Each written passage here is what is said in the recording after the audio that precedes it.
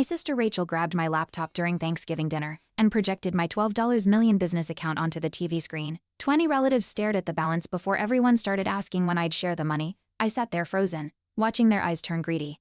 Growing up, I was invisible while Rachel got everything: cheerleading, birthday parties, mom's attention. When I asked for piano lessons, mom called me dramatic. I spent hours polishing Grandma Marie's vintage jewelry in secret, studying antique catalogs. Mom said I was wasting my 20s on shiny junk instead of getting a real job. The memory that still burns: Rachel borrowed my vintage locket for prom and left it on some sticky bar floor. When I cried, Mom said I should be grateful Rachel even wanted my stuff. That killed any hope I had for fairness in our family. I kept my jewelry authentication business quiet. Working nights in a rented strip mall office, Rachel found out and mocked me to the neighbors, saying I was one rent check from bankruptcy. Deb laughed when I mentioned hiring my assistant Jenny. But we were thriving, verifying estate collections, winning auctions, building something real. At dinner, Rachel smirked and said, "How's your little flea market hobby?" Dad chuckled while Mom offered me a loan. Even Aunt Kelly, who usually had my back, suggested I should share business accounts with family. I felt completely alone. Then I remembered Christmas when Rachel opened my gift, Grandma Marie's pearl bracelet, and said, "Guess it's mine now." Nobody defended me then either. I excused myself to check my laptop in the car. Jenny had texted about another auction win.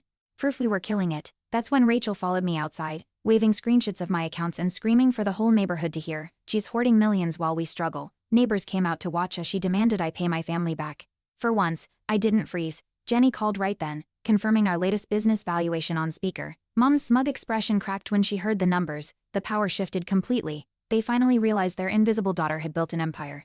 Rachel lunged for my laptop, but I locked myself in the car. She pounded on the window, screaming that I owed her for years of support. Mom hovered nearby, demanding keys to my office. Jenny's voice on the phone kept me steady. "We have proof, Sarah. They can't touch you now."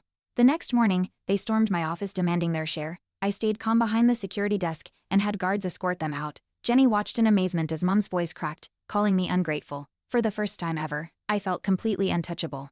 That night, I polished Grandma Marie's brooch and placed it in our new display case, a quiet celebration of the independence I'd fought to claim. Weeks later, Rachel sent tearful videos calling herself the victim. I didn't respond. Instead, I hosted our shop's first open house. Aunt Kelly slipped in, hugged me, and whispered she was proud. I wore Grandma Marie's pearl bracelet, no longer as armor but as a trophy. My life finally belonged to me, and their shadows couldn't reach my success. Thanks for watching. Hit subscribe to check out more stories on my channel.